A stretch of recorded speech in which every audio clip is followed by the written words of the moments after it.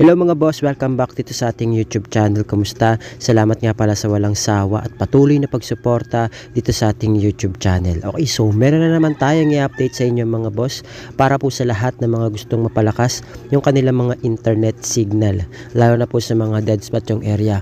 Okay, kung alam niyo pong dead spot dyan sa area nyo, pwede po kayong pumunta sa bayan, sa palengke o kung saan man po kayo makakasagap ng maganda-gandang signal. Okay, so ngayon mga boss, ang isi-share ko po sa inyo ay APN setup. Okay, so good for all networks po ito, kahit dito SIM, okay, Smart, Token Text, Globe or TM, kung ano man yung gamit mo, pwede mo tong itry. So ako nga po pala ay naka Token Text mga boss at only data yung ating promo.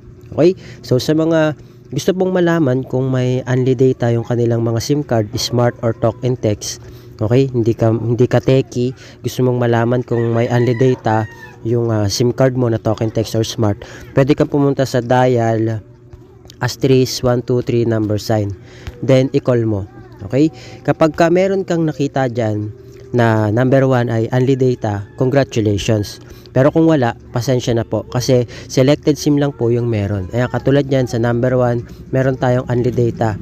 Okay, so kung may kita nyo din mga boss, dalawang klase yan at nagmahal ulit siya. Okay, so napanood nyo naman yung update ko, no?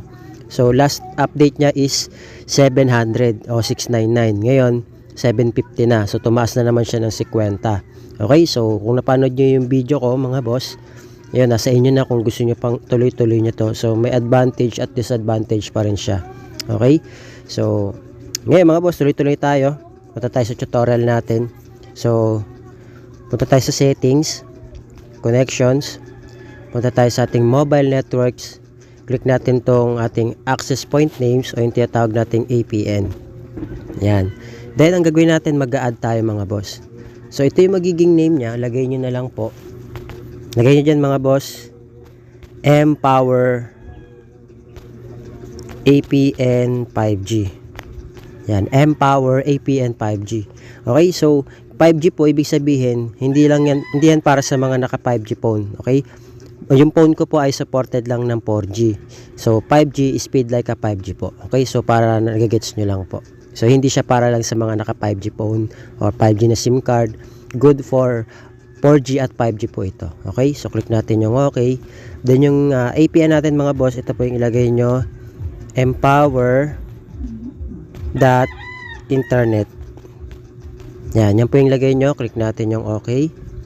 Yung username niya mga boss, ito po yung ilalagay nyo, at mpower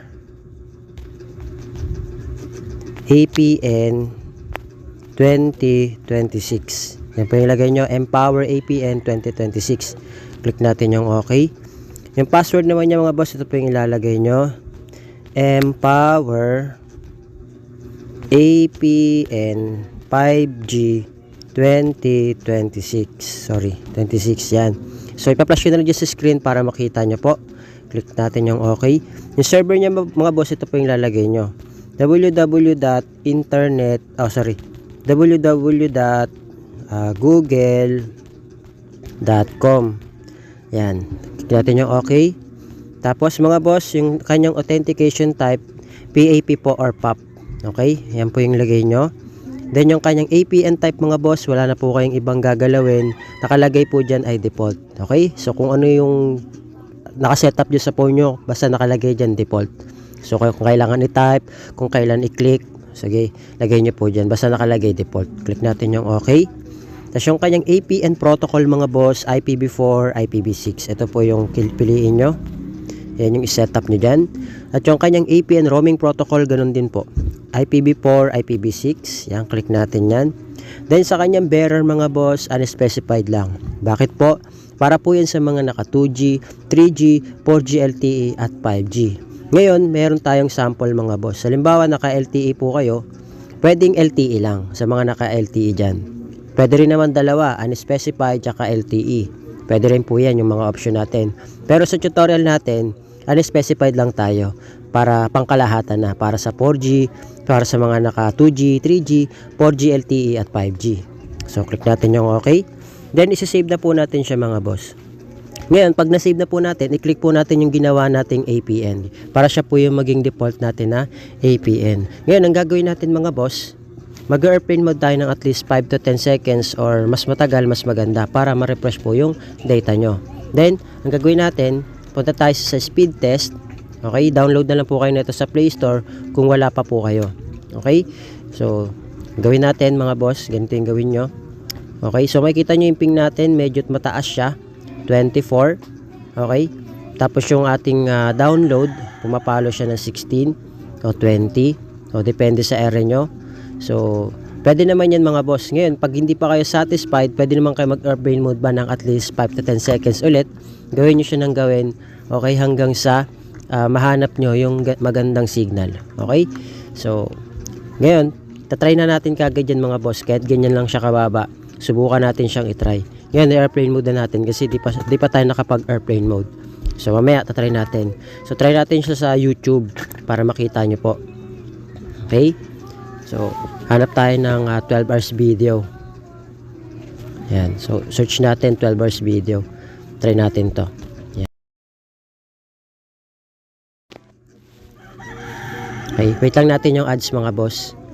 Skip lang natin. Ayan. So lagay natin siya sa 1080p kasi naka 480p lang. Click natin yung advance, tas 1080p. Ayan. Then i-forward natin mga boss. Okay? So depende pa rin po yan sa area mga boss ha. Ayan, katulad yan no, nagpe-play naman siya. Depende pa rin po yan sa area kung gaano siya kabilis. Okay? Nasa area nyo pa rin yan. Nakadepende pa rin po yan. Okay? So 1080p na yan mga boss. Okay? Kahit i-forward mo siya. Okay? So partida, mababa na yun sa akin mga boss at hindi pa tayo nakapag-airplane mode. Okay? Pero kung gusto niyo siyang airplane mode, pwede naman. Okay? Halimbawa, gusto niyo siya airplane mode ng 5 to 10 seconds. Okay? Halimbawa, airplane mode natin. Halimbawa lang wala kang signal, mababa. Okay? Airplane mode mo lang ng kahit ilang segundo. Then, speed test mo ulit para makita mo. Okay? Gawin mo, speed test ka ulit. Ayan, test again. So, ganoon lang yung gawin mo hanggang sa makahanap ka ng maganda-gandang signal. Kung tataas pa siya. At least, yung inyong ping dapat nasa 15 to 25 ms lang. Pababa lang dapat mga boss. Ayan, katulad nito, mataas yan. So, dapat mababa lang yan. Dapat ganun yung gagawin nyo. Speed test nyo lang or plane mode. Dapat bumaba yung inyong speed test o yung ping nyo. Dapat bumaba. Dapat at least 15 to 25 ms yan. Okay, para maganda, smooth inyong internet data. Okay, so ganyan lang gagawin nyo hanggang sa makahanap kayo ng signal na maganda. Okay, ayan, katulad yan, taas na naman. Ganyan lang gagawin nyo mga boss ha. Okay, ang gawin nyo mga boss, ganito gawin nyo kapag hindi pa rin siya maganda yung inyong internet signal, pwede kayo pumunta sa settings nyo. Dito sa network mode. Ayan, kung sa nakasalpak SIM 1, SIM 2, ilagay nyo muna sa 3G.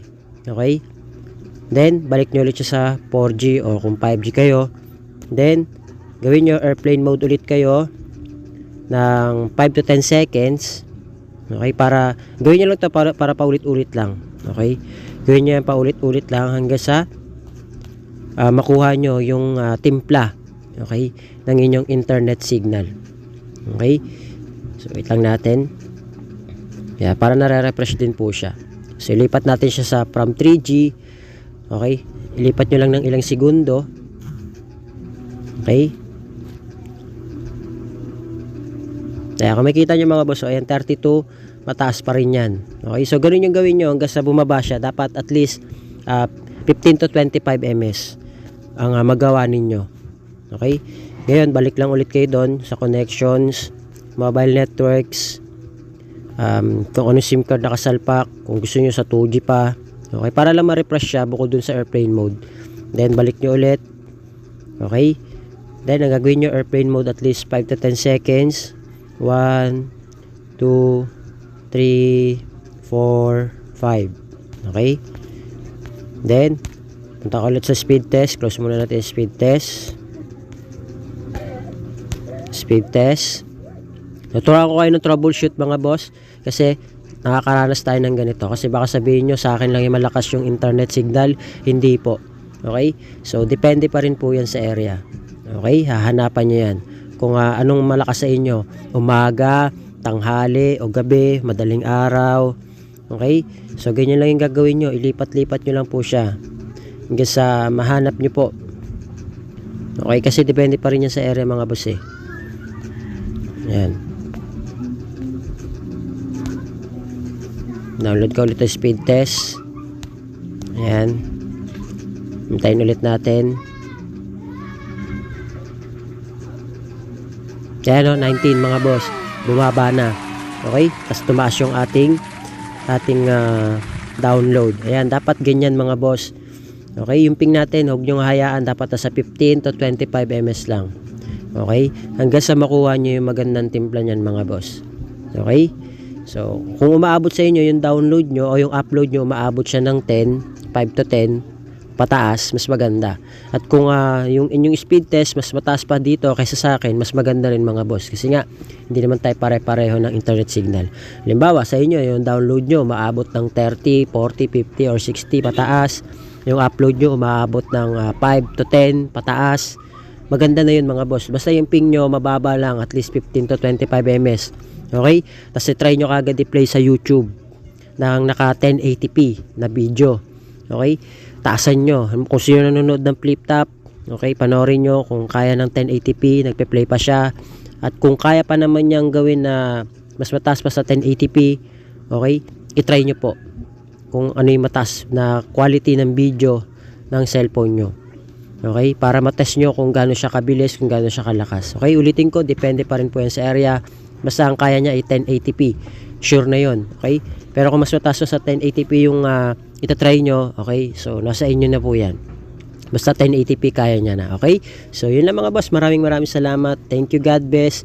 Feedback po kayo kung working sa inyo or hindi. And mag-comment po kayo dyan sa may comment section para alam natin kung hanggang saan umaabot itong video natin, kung hanggang saan nakakapanood nito. Okay, ilagay nyo o i-comment nyo dyan yung inyong location kung gumagana po. At kung hindi, comment nyo rin po para alam din po natin. Depende pa rin po yan sa area. Okay? So, yun lang mga boss. Maraming salamat. Thank you, God bless. See you on my next video.